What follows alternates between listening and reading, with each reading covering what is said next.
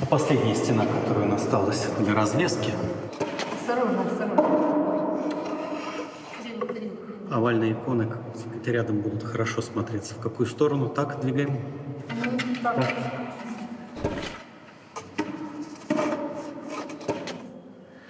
И последняя, да?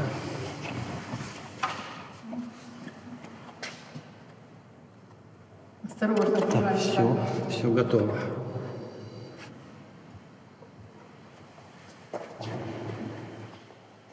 Поменяем местами Северского и Да, и Спасителя.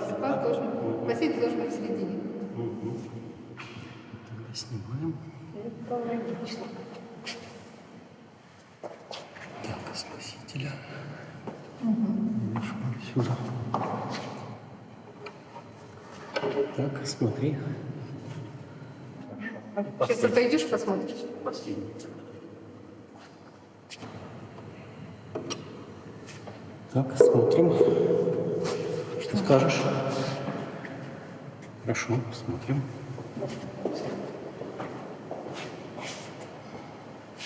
Да, пожалуй, так. Мне нравится. Да, оставим. Здесь, в Париже, в Бернардинском колледже. Ici, à Paris, au Collège des Bernardins, nous organisons une exposition d'œuvres récentes de ces 2-3 dernières années. Elle montre la dynamique du processus artistique. En effet, l'artiste n'est pas statique. Il se développe dans son travail créatif, il peut changer d'approche, même changer son style artistique, et il est très intéressant de l'observer à travers les œuvres elles-mêmes. И вот как это происходит, очень интересно смотреть на самих работах.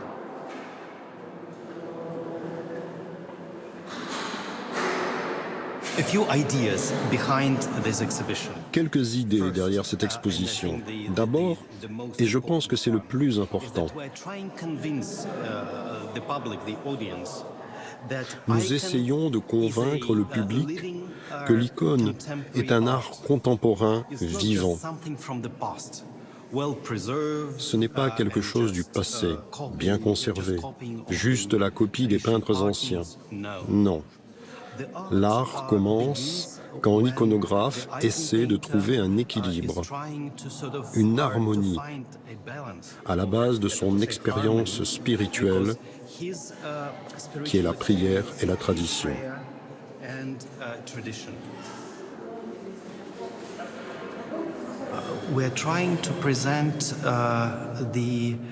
Nous exposons ici ces recherches, la recherche d'une nouvelle vision des artistes contemporains et qu'ils ont le courage de présenter.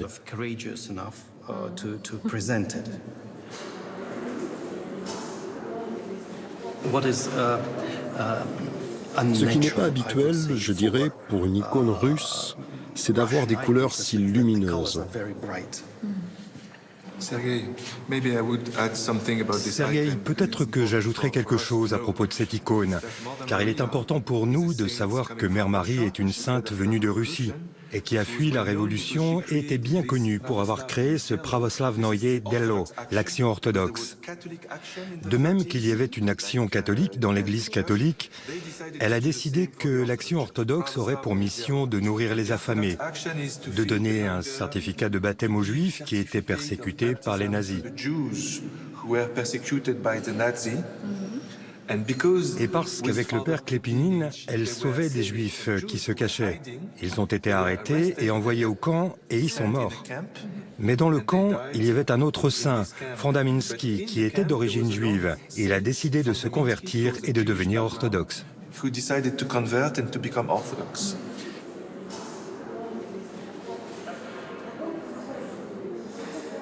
And she was canonized in 2004. Mère Marie a été canonisée en 2004 et le cardinal Lustiger, qui a relancé le Collège des Bernardins, est venu à l'église orthodoxe de la rue d'Aru pour participer aux canonisations de Mère Marie, mais aussi de Dimitri Klépinine, de Fondaminsky et du fils de Mère Marie, Yuri. À la fin de la cérémonie de canonisation à Paris en 2004, il a dit « Je suis l'archevêque de l'Église catholique de Paris ». Et vous savez qu'étant lui-même d'origine juive, il a également été persécuté et a dû se cacher pendant la guerre. Il a donc dit « Je considère que Mère Marie est une sainte non seulement pour les orthodoxes, mais aussi pour tous les chrétiens de Paris. Je demande à mes paroissiens de Paris de prier aussi Mère Marie en tant que sainte. »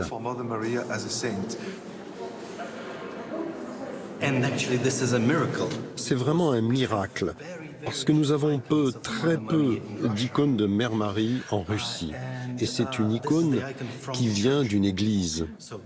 Ce n'est pas seulement l'iconographe, mais aussi le prêtre qui a accepté d'envoyer cette icône à Paris. Il a accepté de décrocher en quelque sorte cette icône de l'église pour l'envoyer à Paris. C'était risqué à cause du voyage. Mais pour lui, cette icône de Mère Marie, et donc elle-même, devait revenir à Paris.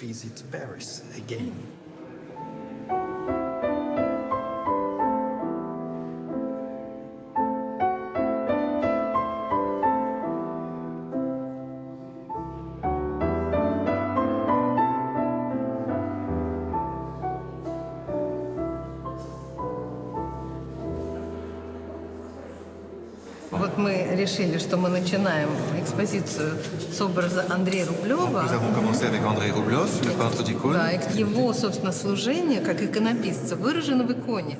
Он держит образ Троицы. Il tient l'image de la Trinité parce que c'est toute sa vie qui a été symbolisée par cette icône. То есть икона в иконе, Donc получается. c'est une icône dans l'icône. Потому что святой изображается не просто как портрет исторический, а святой, он предстает точно так же в молитве перед Богом, как мы предстоим перед иконой. Donc nous sommes devant l'icône comme le saint est devant Dieu. Он приносит Богу самое свое главное творение. Qu'est-ce qu'il apporte de sa création à Dieu? То есть он написал образ Троицы. Donc lui, Так ce qu'il на него apporte, никто не писал. c'est la création de la Trinité. Avant lui, personne n'a fait ça.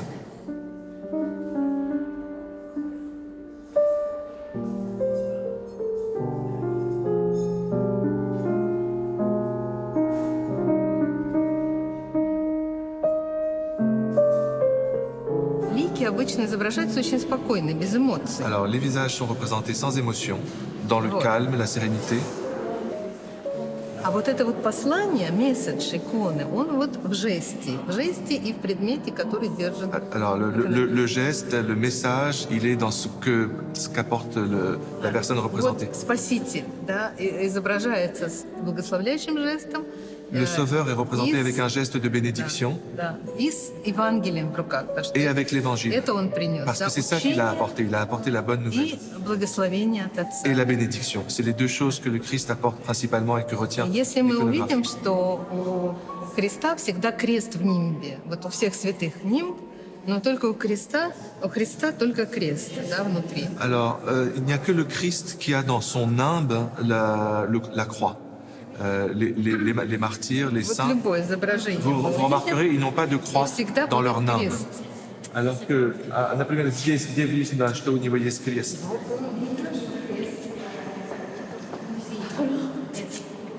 Именно на фоне креста. Donc c'est ça, sur le fond, on voit la croix.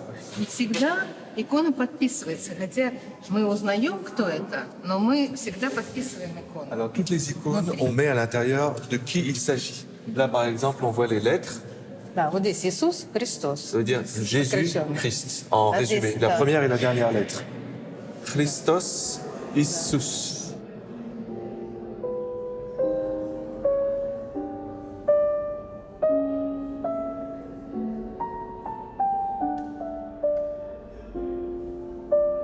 Икона всегда обращена к нам лицом, чтобы нас повернуть лицом к Богу. L'icône se tourne vers nous pour que nous nous tournions vers Dieu. А здесь святой Сергий это самый знаменитый русский святой. Saint Serge de Radonège, c'est le saint le plus célèbre de la Russie. Его в народе называют светильник земли русской. On considère que c'est le saint de la terre russe, la principale lumière de la terre russe. И иконописец написал его как в лампаде, как лампада. Et donc, il y a une lampade, Потому что лампада — символ молитвы, мы зажигаем лампады перед parce que молитвой, la lampade est а le он сам symbole de la стал prière, молитвой, да? et lui-même То est есть devenu prière.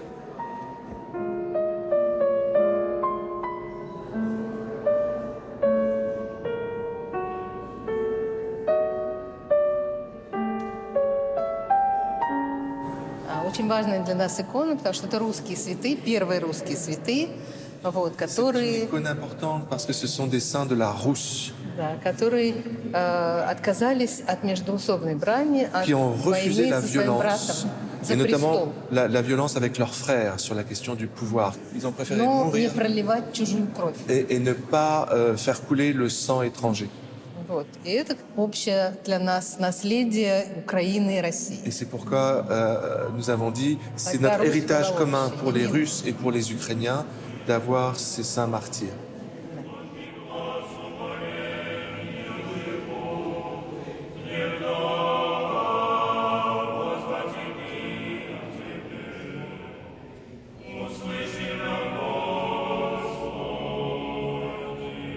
Pour la première fois, le Collège des Bernardins propose une exposition d'icônes contemporaines. Nous avons décidé d'intituler cette exposition « Pour la vie du monde », en référence à un livre très célèbre du père Alexandre Schmemann. Ce livre explique très bien que le moment capital de la liturgie, c'est le moment où le prêtre bénit les saints dons et explique que toute la prière de l'Église, c'est pour la vie du monde. Et le sacrifice du Christ et sa résurrection, c'est pour la vie du monde. Et pour nous, c'était important de dire que l'iconographe fait le même travail.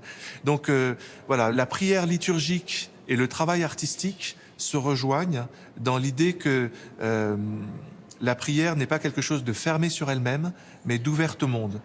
À toutes les difficultés du monde, que ce soit la guerre, que ce soit la pauvreté, que ce soit les questions de justice sociale, tous ces thèmes-là, que ce soit l'écologie, par exemple, c'est la raison pour laquelle on a une icône de Saint Paul de Obnova, qui était un des disciples de Saint Serge de Radonège, qui était en communion avec la nature. On le voit représenté avec des petites fleurs, avec des oiseaux. Donc l'icône n'est pas détachée des problèmes du monde.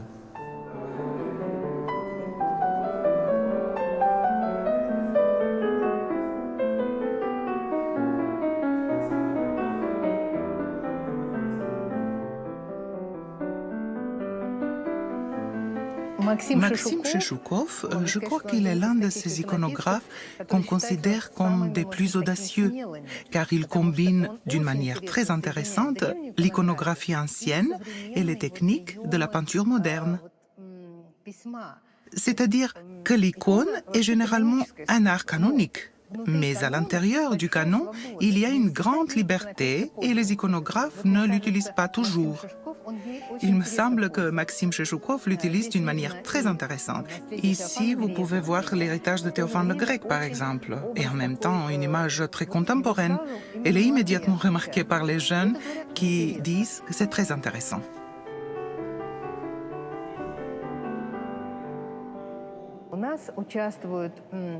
Nous avons aussi des artistes ukrainiens.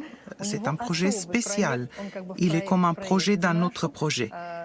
C'est un iconographe qui, je dirais, a fait des icônes un moyen de lutte contre la guerre. Parce qu'il prend les planches des boîtes des cartouches, c'est-à-dire ce qui porte la mort, et sur ces planches, directement sans même préparer le fond, il peint les icônes, c'est-à-dire qu'il peint ce qui apporte la vie. C'est son message dans ce monde. Et celui-ci est très fort aujourd'hui. Et cela veut dire que l'icône sort du territoire du lieu de culte. Elle n'est pas seulement pour l'Église, elle porte aussi un message au monde.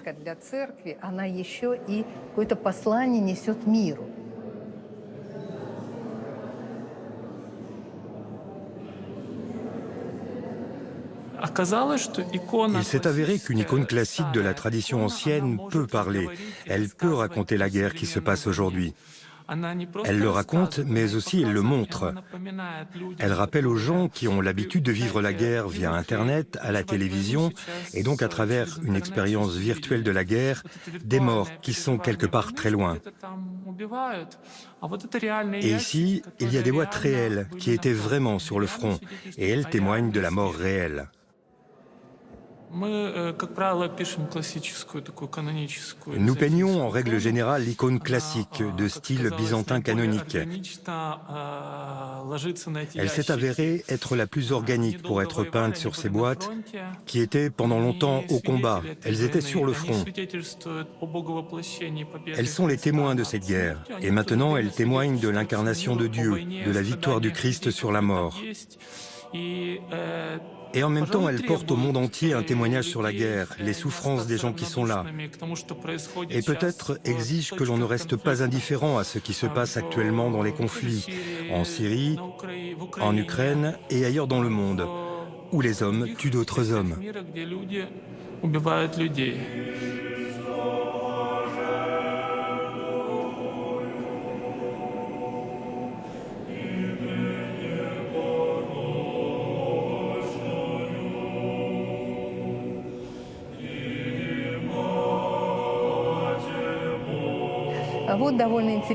Et voici une icône assez intéressante. C'est une iconographe russe qui vit en Finlande. Elle y vit depuis très longtemps. On peut dire qu'elle est maintenant une artiste finlandaise, très célèbre en Finlande. C'est elle qui a fait cette icône sculptée.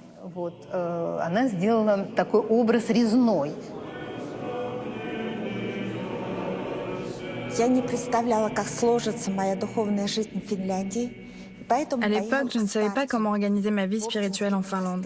Je suis donc allée voir les starets, Eli, au monastère d'Optina pour demander son conseil. Et quand je lui ai parlé, il m'a regardé et m'a dit « Tu feras des icônes ». Comment ? ai-je dit. Pour une femme, c'est impossible. Il m'a répondu « Les femmes peignent des icônes et tu le feras aussi ». J'ai commencé dans un monastère où vivait une religieuse aveugle. Et disons que simplement par compassion pour elle, j'ai décidé de faire ma première icône. Et j'ai été bouleversée par la réaction de la moniale. Quand j'ai d'abord sculpté et ensuite peint l'icône, elle l'a touchée avec ses doigts. Elle a commencé à pleurer, à sangloter. Pour moi, faire une icône, c'est mon chemin vers Dieu. C'est ainsi que je l'écoute, c'est ainsi que je m'approche de lui, et c'est ainsi que je le comprends lorsque je peins une icône.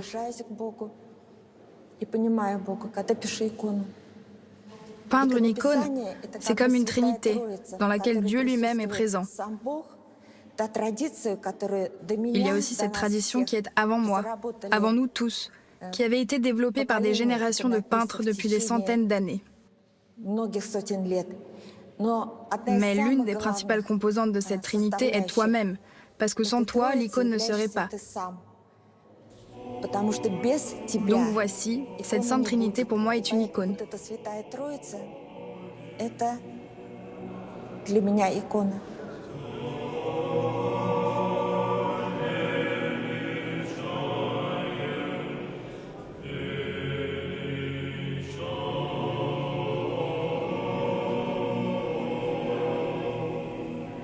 Au début du XXe siècle, il y avait ce qu'on appelle ouverture de l'icône, la restauration de l'icône, parce que dans les temps anciens, l'icône était recouverte d'olifa.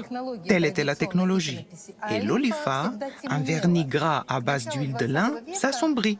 Et au début du XXe siècle, les restaurateurs ont appris à enlever l'olifa noirci et cela a produit un effet incroyable. C'était juste une découverte sensationnelle, à savoir que les anciennes icônes n'étaient pas de simples planches noires, mais des fenêtres lumineuses donnant sur l'invisible, sur l'éternité. En 1917, il y eut la Révolution et malheureusement pour l'Église, une période très difficile a commencé. Les églises ont été détruites, les icônes ont été brûlées, vendues ou confinées dans les musées. Mais s'il y avait des gens qui n'avaient pas peur de la répression, qui n'avaient pas peur que l'État les accuse de propagande religieuse, et ils ont commencé à peindre des icônes. Mais ils étaient très peu nombreux. C'était des héros de la spiritualité, grâce auxquels la tradition n'est pas morte à l'époque soviétique. Maintenant, il y a une renaissance de la tradition de l'Église, de l'icône. Il y a beaucoup d'établissements d'enseignement qui forment des iconographes. Il y a des écoles dans les monastères, dans les paroisses. On ne peut pas dire qu'il y a une orientation générale. Il y en a beaucoup et elles sont très différentes.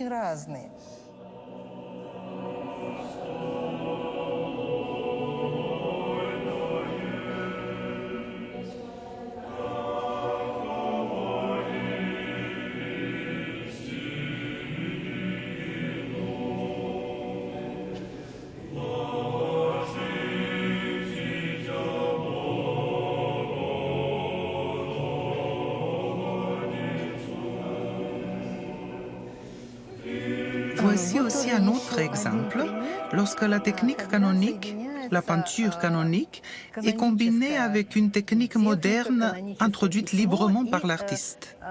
Dans ce cas, il s'agit du pointillisme. C'est très intéressant aussi pour la France. Le très célèbre Signac et Seurat et les impressionnistes, les post-impressionnistes l'ont activement utilisé. Ici, bien sûr, le rôle de cette technique est un peu différent. Elle est présente pour montrer cet environnement spirituel vibrant de l'icône.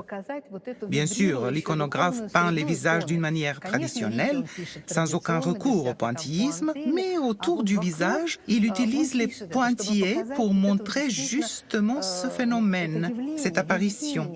Il semble que, comme ces points surgissent, cette image peut être tissée à partir de l'immatériel. Alexandre Tchachkin est un iconographe très célèbre en Russie.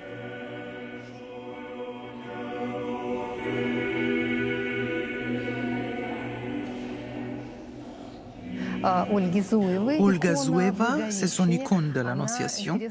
Elle est intéressante sous de nombreux aspects. Tout d'abord par la technique utilisée. Comme je l'ai dit, l'icône se développe maintenant de manière très diversifiée pour ce qui concerne la technique. Non seulement la classique tempéra à l'œuf, mais aussi l'encaustique et autres. Par exemple, cette icône en émail sur cuivre. Cette annonciation est dite près du puits. Ici, il est intéressant que l'iconographe ait introduit l'image de ces trois signes. D'une part, elle s'inspire de l'icône traditionnelle, d'une icône de Souzdal du XIVe siècle, où l'on voit exactement le même motif. L'une des explications dit que ce sujet est antérieur à la tradition chrétienne. Canards, cygnes, oies étaient considérés comme des oiseaux sacrés parce qu'ils relient le ciel et la terre, des mondes différents. Ils peuvent voler dans le ciel, marcher sur terre, plonger sous l'eau. De même, dans l'Annonciation, cet ange relie le ciel et la terre. L'incarnation de Dieu relie aussi le ciel et la terre lorsque la Mère de Dieu reçoit le Saint-Esprit et ensuite lors de la naissance du Dieu-homme, le Christ. De plus, ces signes sont au nombre de 3, comme un symbole de la Trinité. En fait, le langage symbolique de l'icône permet d'inclure de tels éléments qui sont en quelque sorte complémentaires, mais révèlent le sens fondamental du sujet principal. Здесь и очень хорошая работа по цвету и очень интересно.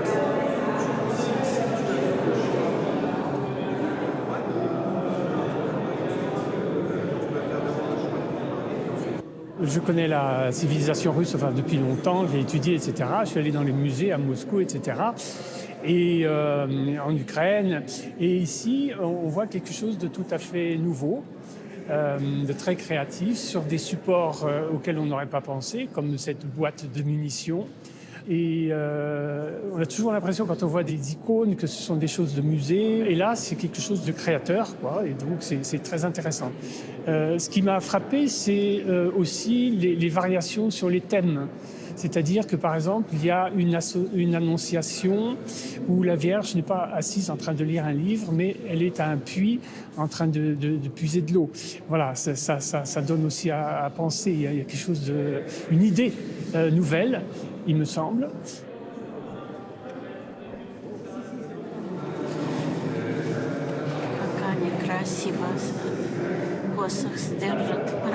Параллельно, да, такое единение их, да?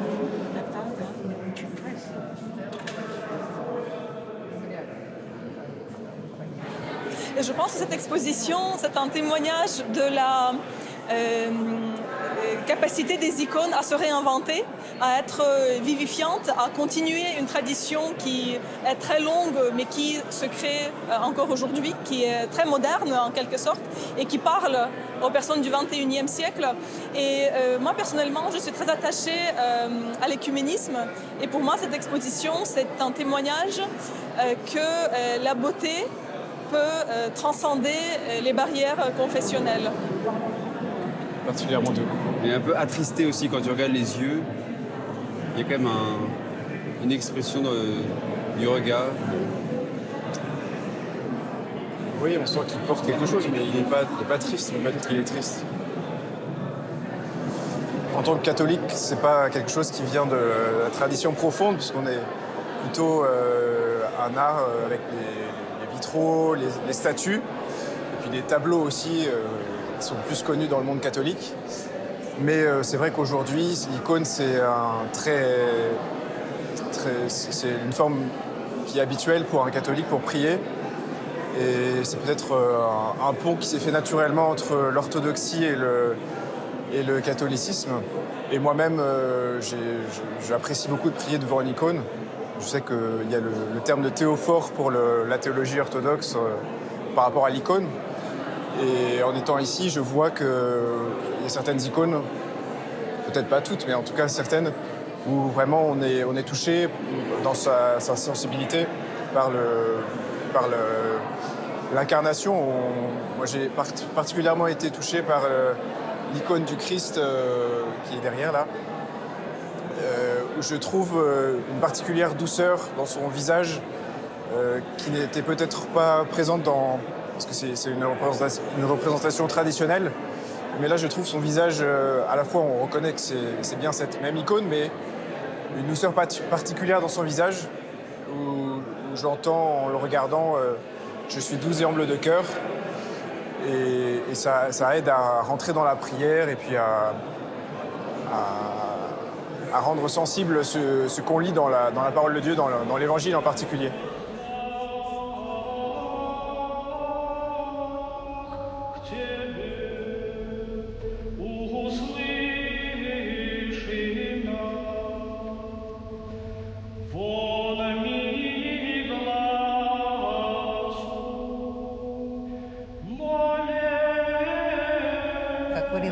Comme l'a dit Saint Jean Damascène, l'icône est l'image visible de l'invisible qui nous est donnée à cause de la faiblesse de notre compréhension. Car il y a beaucoup de choses qui sont invisibles à nos yeux. Et l'icône nous donne cette possibilité de voir la lumière intérieure.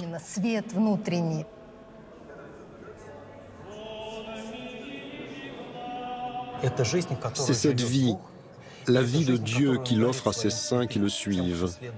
C'est ce rayonnement de la sainteté qui concerne chacun de nous et à laquelle nous sommes appelés. Nous sommes entraînés involontairement dans cette orbite de la sainteté.